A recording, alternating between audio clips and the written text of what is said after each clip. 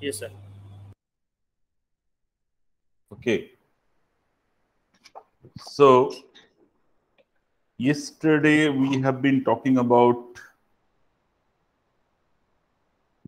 seismic acquisition and processing. So just to recap that if I have oh,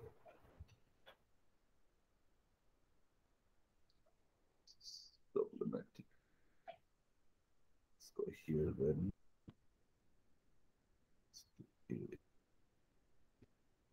Blank slide.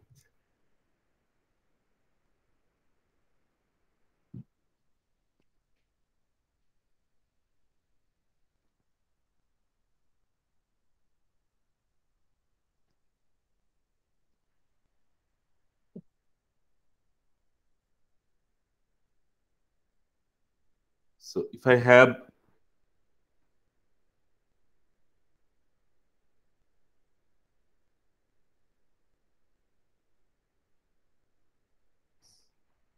three layer interfaces, for example,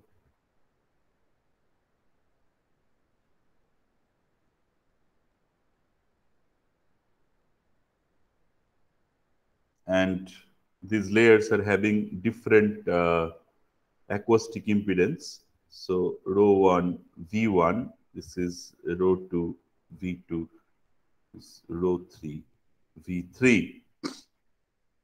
And suppose I shoot, this is where my source is, and then of course I have several receivers.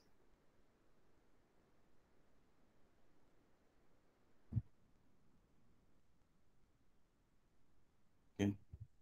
So what we have discussed that the ray will come, the ray will propagate through this ray path and then will reflect it back to R1, and a part of it will get transmitted to the other layer. It will get refracted, of course. Okay. And then let's just get rid of R2. It's not as per our drawing. Okay, let's just say this is R2.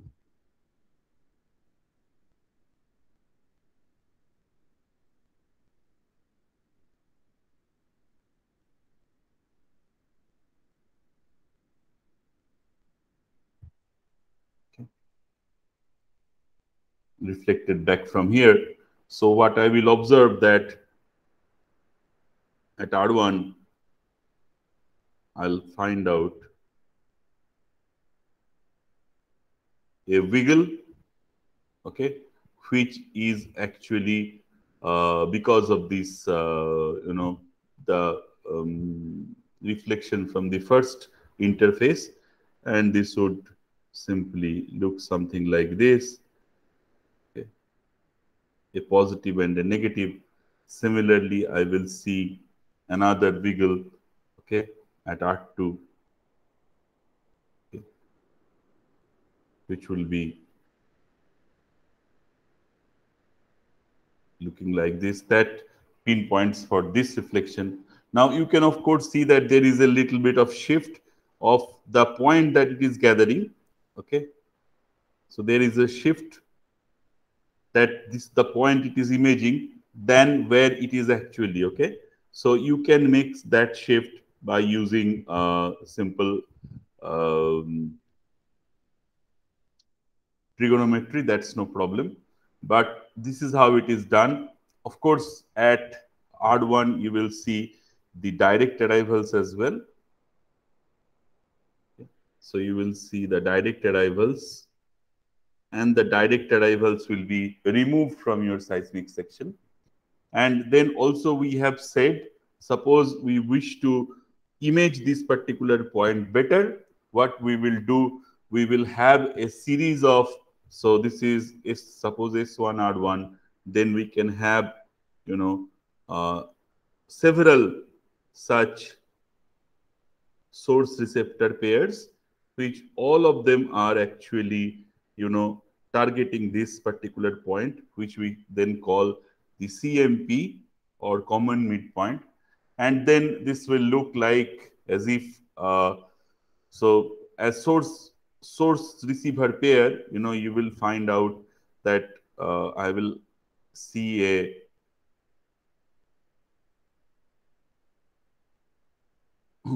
they are all directing towards the same CMP. Okay. And then if I use actual velocity, what I will be able to do, I will be able to bring all of them at the same place. Okay. And that will lead to a picture which looks like this. Okay. And then what I will do, I will add all of them together. Okay. I will add all of them together and then come up with something which is stronger. Okay. So in this particular, this is what we call as CMP gathered. And by doing CMP gather, what we essentially do, we get rid of the noise and stay with the signal only. Okay. So similarly, it is done for all such points, you know. So there will be, so now if I remove this whole thing, you know, if I shift this whole arrangement towards right, I will be able to, you know, image all corresponding points. Okay, all corresponding points along this reflector. Similarly, we will be able to image all these points along this reflector too. Okay, and then what we will be able to generate is what we see in a seismic section. Okay, so we will see, you know, a series of you know, very closely spaced wiggles. Okay, very closely spaced wiggles. Okay, and then we can simply join them, and this will represent this particular reflector. Okay, similarly, we will be able to, you know, join them here. Okay, and we will be able to create a single reflector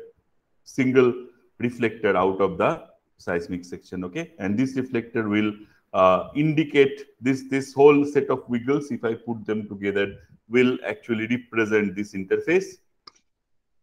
Similarly, these set of wiggles, if we put them together, will represent this interface. Okay, so that is what we have discussed in yesterday's class.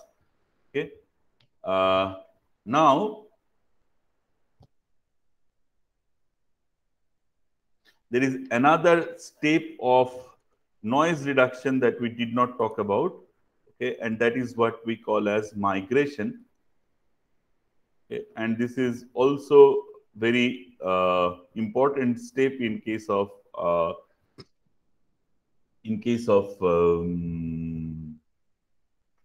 seismic processing. So what you essentially do, that this is also to be done for noise reduction. Okay, so this is how the concept is, you know. So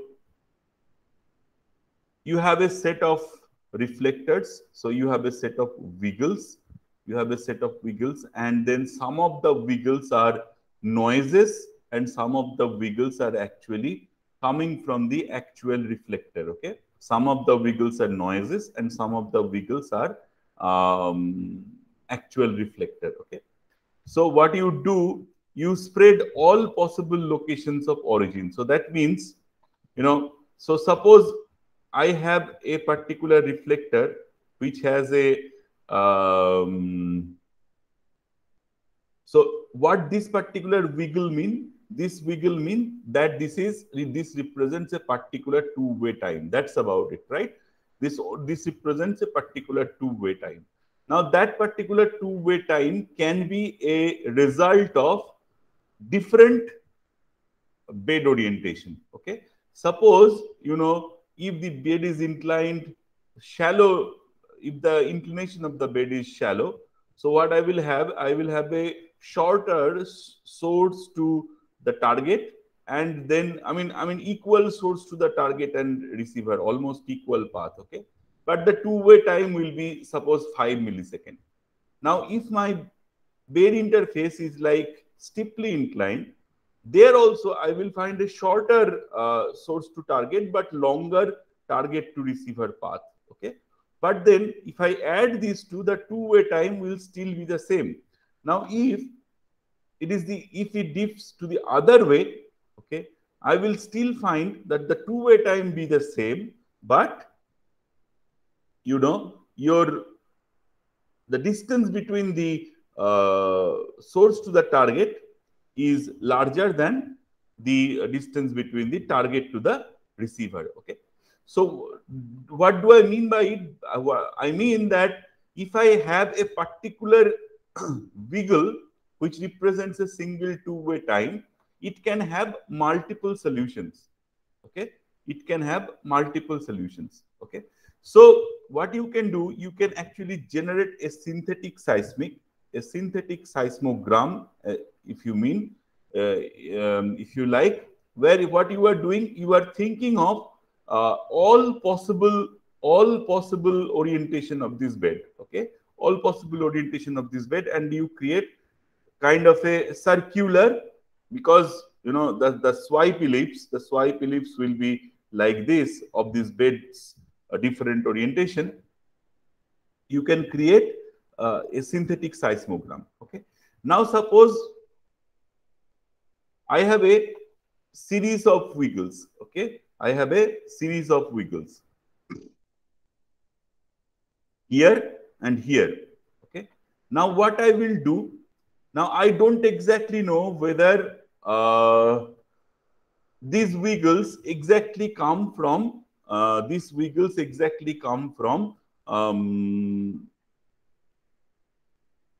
whether there is noise in these wiggles. Let's put it that way, or whether the orientation after everything is done, whether this orientation is actual orientation of the bed or not. Okay, so what I will do, I have this seismogram which is unmigrated. What I will do, I will put this synthetic seismogram on the top of it. Okay, and we will find that at places there is constructive interference. That means the amplitude will increase, and at places there will be destructive interference, that the amplitude will diminish, okay, or faint out. So if I actually kind of culminate this with the actual seismogram, my reflections would look something like this. You know what it actually means, that this will help me to place my bed at the right context. Okay, so you can see there is a slight shift for this bed one, for this reflector one. So it is perhaps was very nicely imaged. So there is only a little bit of shift. So these red dots will represent the actual position of the bed, and this wiggles are actually your older wiggles. Okay, but you can observe here for the second interface, the red dots have actually migrated a lot. Sorry, my apologies. These red dots are actually your older position of the bed, and these blue wiggles are actually your actual position after migration. Okay, so you can see there is a very little shift for the first interface. So what it means, that the amount of noise was less in the first interface, but in the second interface, what we can see, that there is a drastic shift. Okay, so the position of the bed has shifted quite considerably. Okay, by migrating my data. Okay, so you can see here, this is kind of a blur image. Okay, and you can see in these places the subsurface is not very well imaged, but this is unmigrated data. But if I do some migration, like I have told, you know, I interfere it with a synthetic seismogram that has all possibilities, I can actually image my subsurface better. I can now see that these beds are coming up very nicely. I can see there is beautiful folding is now evident in my subsurface data. Okay, and also I can see some thrusts. Okay, so this is like a fault-related folding. Now, if you compare this image with the earlier image, you will find that the quality of the image has drastically improved in my migrated data. Okay, So these are few of the steps that you take after acquisition, and you take them through a few of these processing steps. For example, CMP gather, for example,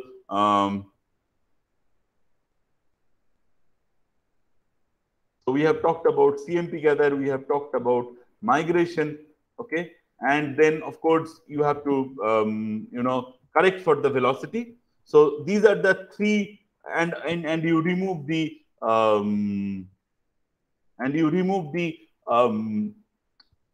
first arrivals, okay. So if I now kind of put the different important steps of seismic processing, I'll write down them. The first is, of course, removal of direct waves.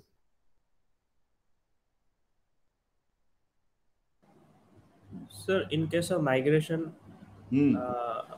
like whenever there is a destructive interference, will there not be any data that is get lost? Like, well, there will be some data which is lost. You are right, but then still, it's a compromise. But then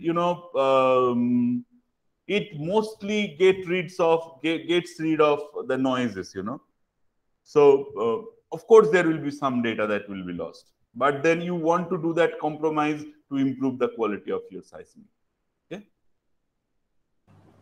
okay, sir. So the first step is, of course, the removal of direct waves. The second step is velocity correction. So velocity correction, what it does, it actually,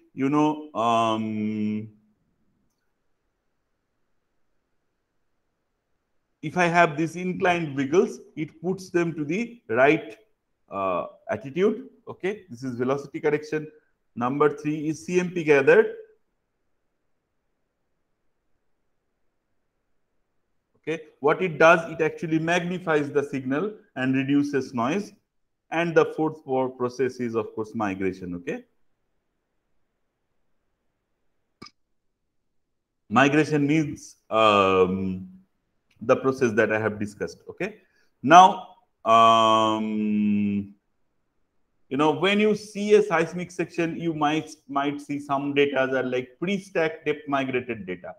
Okay, so what does that mean? That this CMP stacking has not been done, okay, on that data, but the migration has been done. Pre-stack depth migrated data. Okay, what does that mean? That the before stacking, migration has been done in depth domain. Now there are two domains of seismic sections. One is in time domain and the other is in depth domain. What do I mean by that? Time domain means I have in x-axis I have distance from the shot to all the detector points, and in y-axis I have TWT, okay, which is two-way time. Now I can also convert this time section to a depth section, where in the x-axis I will still have distance, and in the y-axis I will have depth. And how would I convert TWT to depth? By simply using velocity, right? By using seismic velocity. And we actually impose a velocity model over a seismic section because the velocities are different from one layer to the other. And then I can convert a time section to a depth section, okay? So if I say pre-stack depth migrated data, that means it is before stacking, before CMP stacking. Depth migrated means it was done in the depth domain, okay? So the time to depth conversion has been done, and then the migration was done, okay? So that is what do I mean by pre-stack depth migrated data.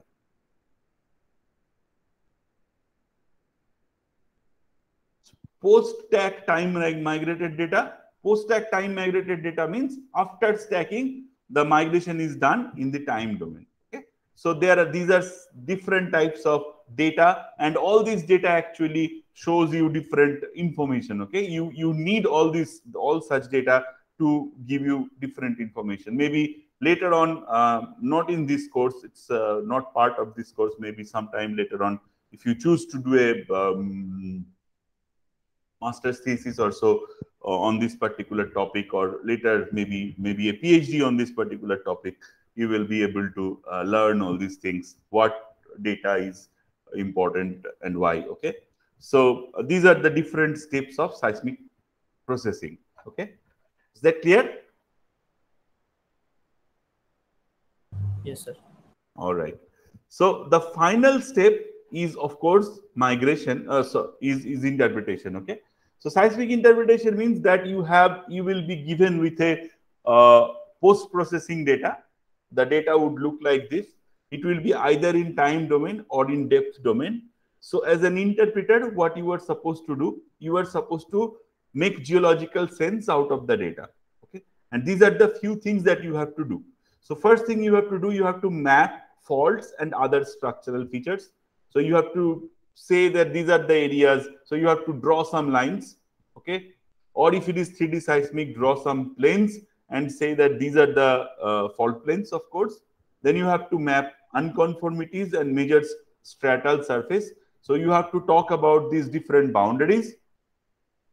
Okay, layer 1, layer 2, layer 3, as many as you can. And then, of course, you have to talk about the, if you find an unconformity, you have to interpret the positional environment from the seismic, then interpret lithophases from reflection patterns and velocities, predict ages of stratal units, examine the elements of hydrocarbon system. So these are all the things that are done from a seismic section. But in today's class, what we are going to focus, we are mostly going to focus about these first two elements, structural features and unconformities and major structural surfaces. That is what will be your target for your seismic interpretation. But rest of the things can be done, but then you will need additional information. Okay, you will need additional information, like you will need petrophysical well logs. So we will talk about well logs in next class. So I'll just introduce that briefly today, and we will continue about petrophysical well logs in the next class. But to do the rest of the things, okay, you will need the help of petrophysical well logs. Okay, but these two can be done standalone from seismic sections. Okay, so I will show you a few seismic sections, and we will do it together, how seismic interpretation will be done on such seismic sections. Right now, remember that it might be a time section, it might be a depth section, but as an interpreter, if you get a time section, your job will be to convert it to depth first. Okay, your job will be convert it to depth first and then interpret, or first interpret and then convert the things to depth first, and it depends on your personal preferences. Like if you ask me, I always do first depth conversion and then do the structural interpretation.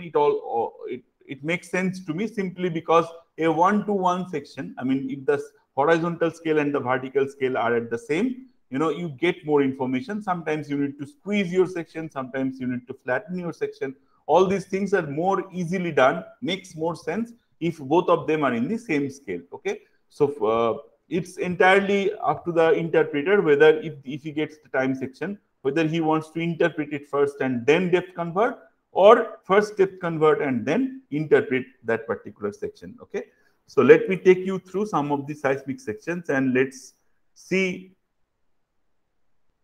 Okay, so let us see the first section and let us do this a bit more interactively. Okay, so what do you see? What are the different things do you see in this seismic section? So all these layers that you are seeing here are nothing but wiggles which are put together. Okay, wiggles which are put together. Okay, if you put very closely spaced wiggles, that is how it will look like. And the brighter spaces, the red by brighter spaces are your high, positive amplitudes, and the duller spaces are your negative amplitudes. Okay, that's all. So what do you see geologically in this particular picture? Tell me.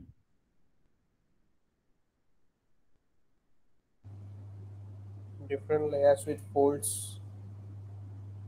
Okay, you see folds. Okay, what else? Let's start from the beginning. You see different types of layers first, right? Yes, sir. You do see layers, right? Now, Yes, if I am a layman, what I will find out that the characteristics of the layers are very, I can categorize the layers in some ways, okay? First of all, if I look through here, sorry.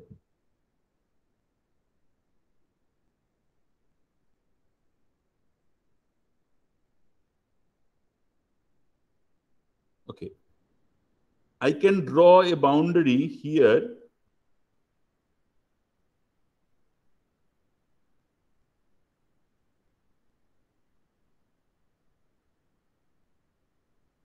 You see the seismic character of this portion is very different from the rest. So I don't exactly know what it is, but one thing I can say that the lithology is perhaps different from the rest. Okay. Are you convinced that look at the seismic character just by the look of it, as if these seismic, some places they are more brighter, some places they are duller.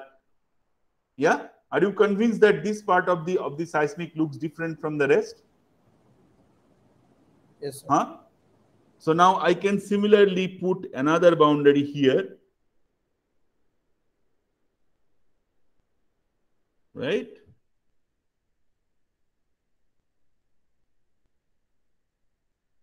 Maybe another boundary here.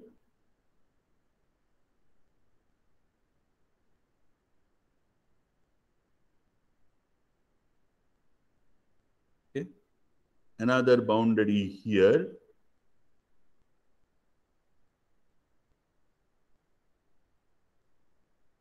Maybe another boundary here.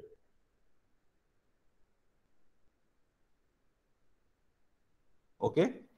And then I can say this is layer 1, this is layer 2, 3, 4, 5, 6. So I have now first subdivided my seismic section into 6 major litho units. Okay. 6 major litho units. Now remember, it is an interpretation, so the interpretation could be non-unique, Maybe I interpret it some way, you interpret it in different way. Maybe you find more litho units, maybe in 3, okay? That is entirely fine and no problem with that, okay? But you have to be, there should be some logic behind it. That's about it, right? So as a first look, I have subdivided it into 6 major litho units. And of course, between 1 and 2, of course, I find this. And these will be called, the red lines that I have drawn will be called horizons, okay? Now, of course, what I am seeing that, this litho unit 1, 2, 3, 4, and 5, yeah, all of them are folded. So 1 to 5 are folded. Right? And I can see this beautiful anticline. So anticline, syncline, and then another anticline, another syncline, another anticline here, right?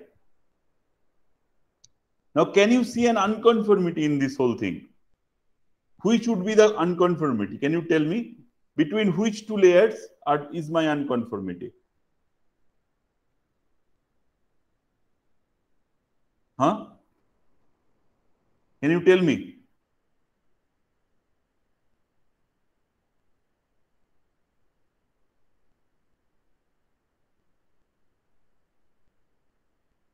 How about the layer between 5 and 6? Okay. Why I am saying this is an unconformity? You see, the layers in 5 are folded. Yeah, you see here these layers are folded, right? Now, if I observe very carefully this litho unit 6, there the beds are horizontal. Okay, so the attitude of these beds have changed. Do you see that? Huh? Yes, sir. Yes, So sir. what it means that there is an angular unconformity between unit 5 and 6. Okay. Now, if I look even more carefully, what I will observe that there is a slope break here. Okay? There is a slope break here. So perhaps this is the land part. This is the basin part or the ocean part. I don't exactly know, but there is certainly a slope break in between. Okay. So these will be, if I now present this the raw seismic section with this interpretation, I have done a reasonable job about interpreting this seismic section. Okay. Now let's look at the next one. Okay. Things are getting more complicated, of course, and this is an interpreted section. So this is how an interpreted section looks like. So you can see what they have done. They have identified different lithological units. So unit 1, 2, you can see here 3, 4, 5, U1, 1, 1, 2, 3, 4, 5, 6, 7, almost 8 litho units that they have divided this whole thing into. You can see that they have drawn beautiful major faults. Okay, and how do I know that this is fault? You can see that if I start picking up this reflector,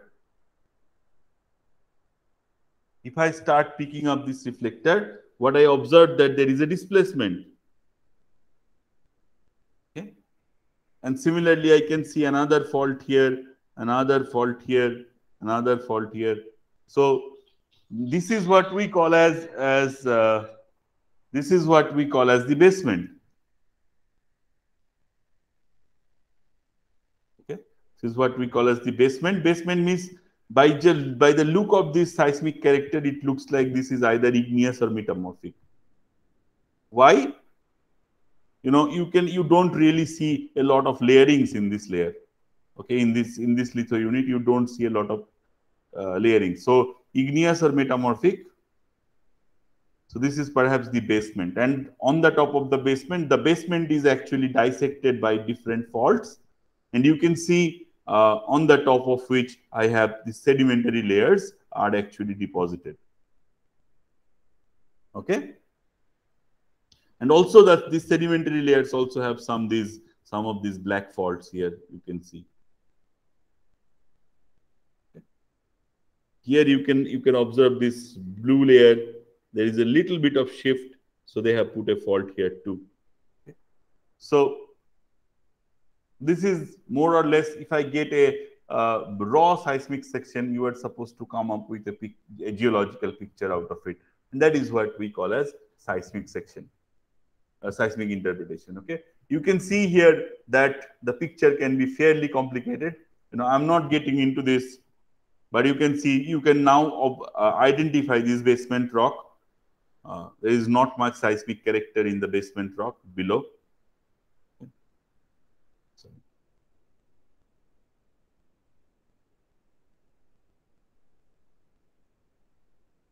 And the basement is severely transected by faults, and then I find these sedimentary layers. Okay, and these you see, these North Scott roof. So there is like a dotted line coming here. These are the wells. So these are the small drill holes which have been drawn inside the ground. Okay, and this could be all the way up to 5 kilometers long. Okay, and these are used to actually take out oil and gas from them. Okay, these are used to take out oil and gas from them, and they are also used to actually study the subsurface. So it's simply a hole that you put through the ground. So you can see here like 4 wells have been drawn. Why the wells are drawn and everything you will learn later on. We will talk about wells little bit after sometime later, but then here you can see some pictures of wells. Now let us look at this particular one, okay, and let us try to draw some faults. If I see this particular reflector and draw this reflector, what I can see that this reflector comes back here, okay, and there is a displacement between these reflectors. So I can put a fault here. I can see this disturbance coming up all the way and stop somewhere here. Similarly, I have a fault here. I have another fault here. Another fault here. Okay. So these are all normal faults, as you can see. Okay. These are all normal faults. But then I can also see some thrusts. Now, there is one thrust here. So these layers, this layer, sorry, let me use another color, yellow color, is perhaps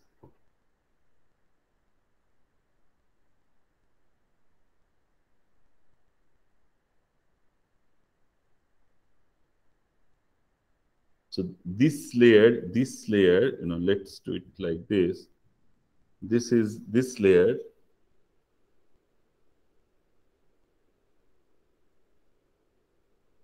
Yeah, is here. So there is some thrusting. So this layer, this yellow layer would be somewhere at the top, somewhere here.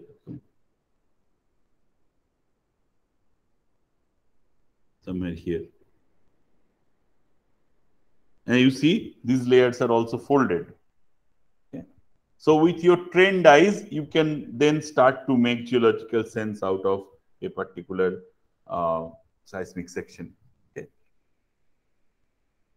Here also, you can observe a beautiful fault has been drawn.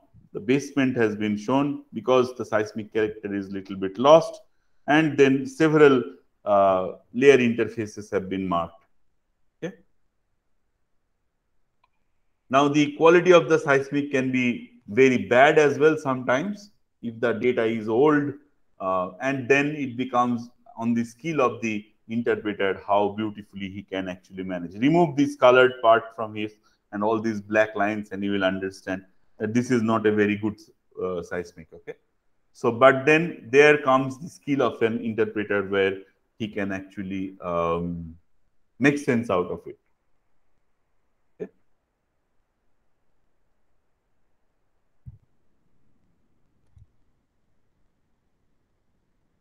Now, this is also a seismic section, and you can beautifully see this box fold developed.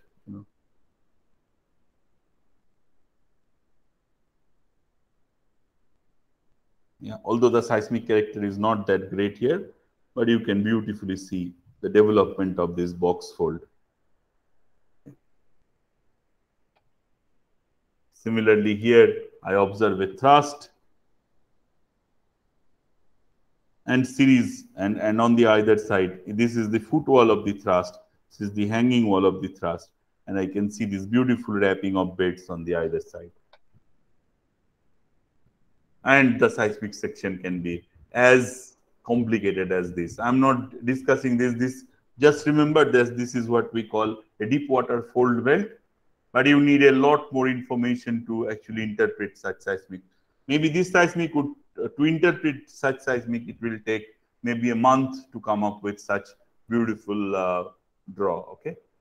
Now, if the one thing to show you here that there is another well drawn here. Okay, a drill well. Okay. Any question on seismic interpretation?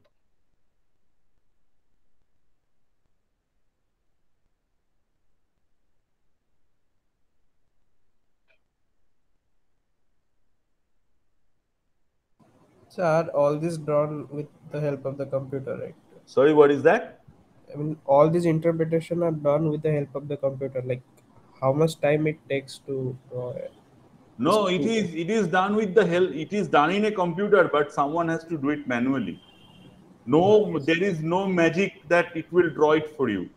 Okay, you have to understand and slowly decide that which one. Maybe some straightforward seismic you can do some auto tracking and stuff, and use artificial intelligence is used a lot while interpreting.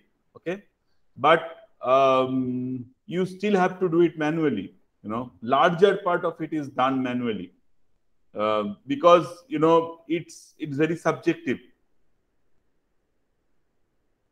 It is done. I mean, it depends. I mean, with respect to time, it depends on the complications on the seismic section. Okay, a simple seismic section is maybe drawn in 1 hour. Yeah, but a complicated one can take. It's not only one section, right? You will have like maybe 4 or 5 sections to make out of make sense out of a particular area. Okay, that might take months. Okay, and you have to remember the interpretations are non-unique. I mean, if you are an interpreter, maybe Pritham is an interpreter and Anirudh is another interpreter, their interpretations might vary a little bit, okay? And then you have to substantiate your interpretation with your logic. Why are you saying so? Okay? So as a geophysicist who works in seismic, you can be an expert in acquisition, you can be an expert in processing, and you can be an expert in interpretation. There are hardly people who are actually expert in all three of them. You will rarely find such people, maybe 1 or 2 across industries, okay? But ideally, you have experts in all these subjects: interpretation, processing, and in acquisition, okay? And then, of course, the ones who are experts in earthquake seismology, they are not experts in exploration seismology. Okay, so seismology itself, you can have a 2 years bachelor's, 2 years master's course on seismology itself. And there are courses like that, around the world where only seismic is taught for 2 years, okay, because it's so vast. But I wanted to give a flavor of it. I have touched upon all the key elements of it, but then, it's such a vast subject. So you cannot squeeze it in one chapter, but at least you have some idea how seismic works now. Okay? Sir? Yeah. Yeah, actually, I missed 5-10 minutes of the beginning of the lecture. So my doubt is, what is the actual meaning of the synclines and anticlines in this seismic interpretation you showed in the figure? Synclines and anticlines are are you a earth science major or not? Yes, I am earth science major, but So in this particular seismic interpretation. No, the anticlines and synclines are there in the structure, in the subsurface. That's all. You have imaged the anticline and the syncline. As you have said that they resemble, that means you said something about the amplitude of the seismic wave. But amplitudes, what does that have to do with the geological structure?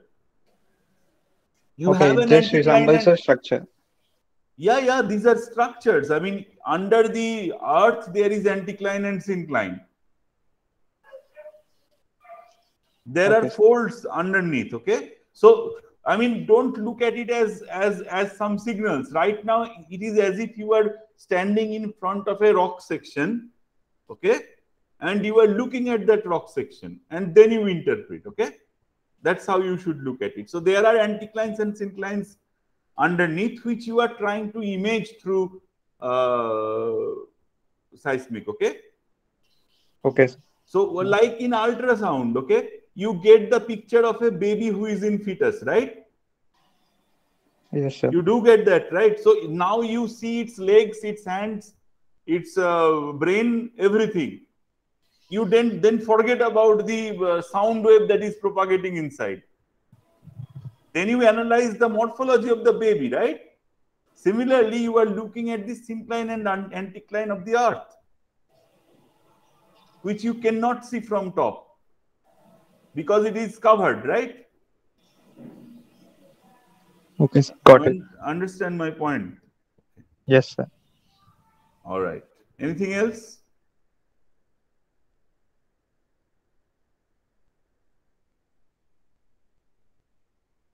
All right. So if there is no more questions, to next class we will upload a lecture on petrophysics. But let me just begin what it actually means. So the subject is called petrophysics. There will be only one lecture. Of course, petrophysics is taught over a period, over a semester, but this is how it is because of time. So petrophysics is also does mean rock physics too.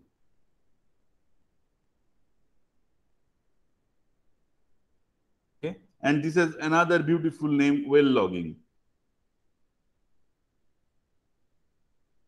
Okay, so the wells that we have talked about, what is generally done. So suppose I have, so now this is the surface of the earth. Here we are standing, playing, doing all sorts of things. And then there are layers inside, right, which we cannot see.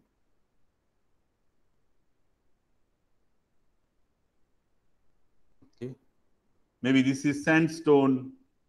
This is shale, this is limestone, this is basalt, this is schist. Are all these terms familiar with you? You know what is the sandstone? Yes or no? Yes, sir. What is the shale, you know? Shale, limestone, basalt, schist, all these things ring bell to you? Yes or no? You don't know about schist? Yes, sir. Yes, sir. Schist is a metamorphic rock, right? Yes. Now, from an observer who is sitting at the top, he doesn't know how it is. You know, he doesn't know how the subsurface is. Okay, but he wants to know how the subsurface is. So one thing he can do, you can shot a seismic and take a picture. Okay, but then that is not very high resolution. That picture is not very high resolution. So what he wants to do, he is even more inquisitive. He actually drills a hole. Okay, he actually drills a hole through the ground.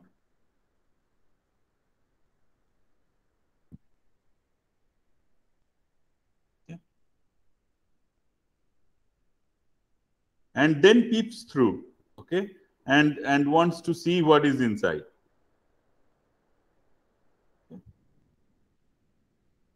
Sorry, everything got removed. I did not want that to be done. Anyway, let me just draw it once more.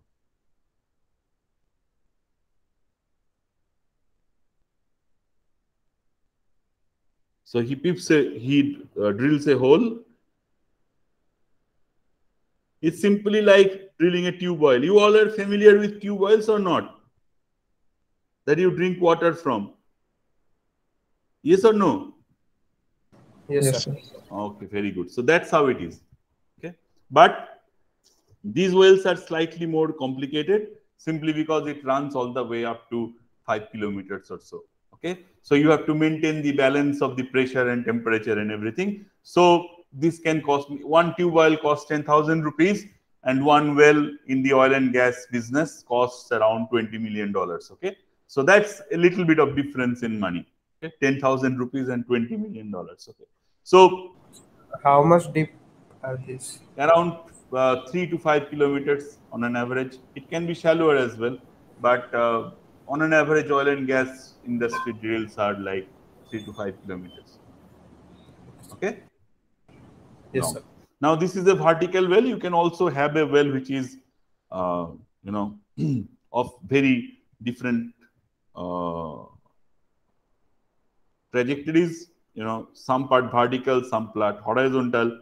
You can also have an inclined well. Okay, all sorts of wells are nowadays being drilled. Okay, very nicely, no problem. Now, one of the reasons of drilling these wells is to actually take out oil and gas through them. Okay? That is one of the reasons, and they are called production wells.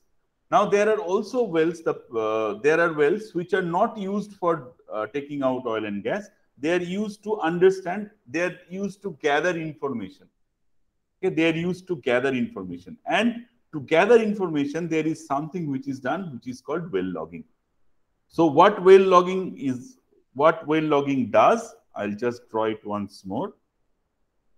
I'll now only draw the well, and for simplicity, let us just draw one vertical well.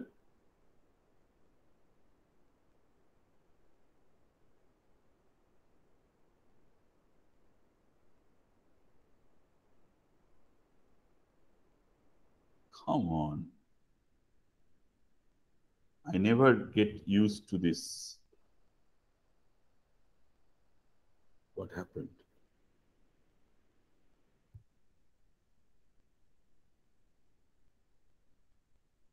Let's just draw a vertical well. Okay. And what is done, that there is a string. There is a string which is, and then there is some sort of sensor, some sort of tools are attached to this string. Okay, what is done, and then this string is attached to a pulley, and here is Anirudh, who is a well logging engineer working for Schlumberger. Okay, and earning $1 million per year as salary. Okay, so they are very highly paid people. Okay? You can aspire for this job too. Now, what he is doing, he has put this. So he has not done it manually. There are machines to do it. So this whole setup inside the well. Okay, and then this is slowly pulling up, and he is now drawing the pulley, and this is slowly pulling up. While it gets pulled up, this apparatus, this machine, is recording different types of signals. Okay, this is recording signals from these formations. So what are formations? Formations means the different rock units that we have here. Okay, different rock units that we have. So we have different rock units, right? You understand my point? Okay? On the either side of the hole, on every side of the hole. So while it is coming up, it is actually drawing, it is actually recording signals. So as it moves up, it keeps on recording signals, and then that gets stored in a computer, which you interpret. Okay. So how the well logs would then look like? So anything that it measures, so this is the z-axis. That means this is the axis of the depth. Okay, and then there will be an x-axis in which the particular parameter that it is measuring will be recorded. Okay, so that particular parameter will be higher at places, lower at places, higher at places, lower at places. It can look all sorts of like this, you know. So this continuous signal is actually being gathered through this tool, and this is what we call as well logging. And this particular setup that we have just drawn is called wear line logging. Wear line logging, because there is a wear line through which this logging is being done. There is another type of logging which is we call as LWD, or logging while drilling.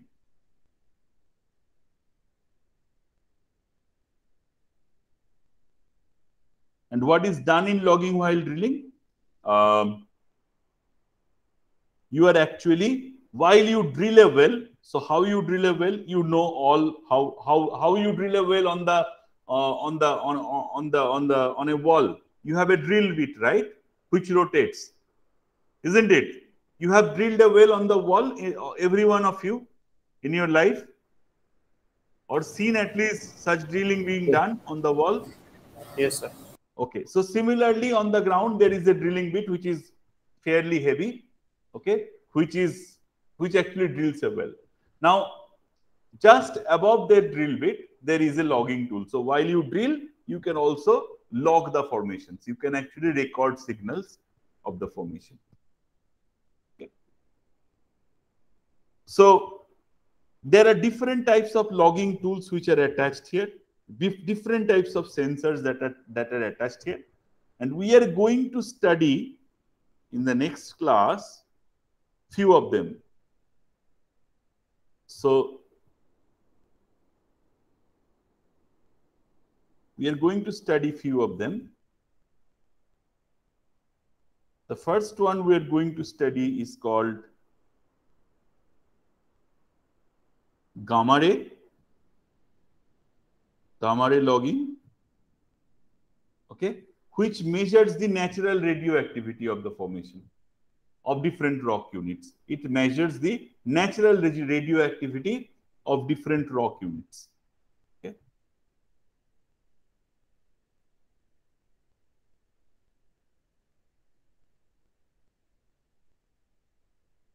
Okay.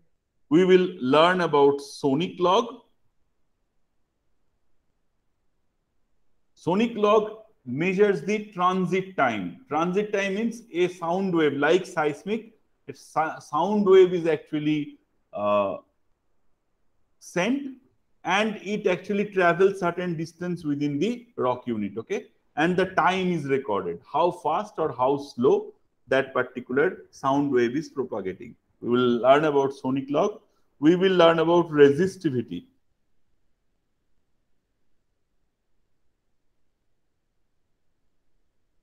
So it measures the natural resistivity of the formation, whether the rock unit is conductive or resistive. If resistive, how much resistive, okay?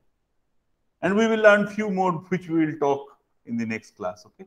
And all these logs, all these signals will help us to determine what sort of lithology is there, whether it is sandstone, whether it is shale, whether it is limestone, that sort of distinction.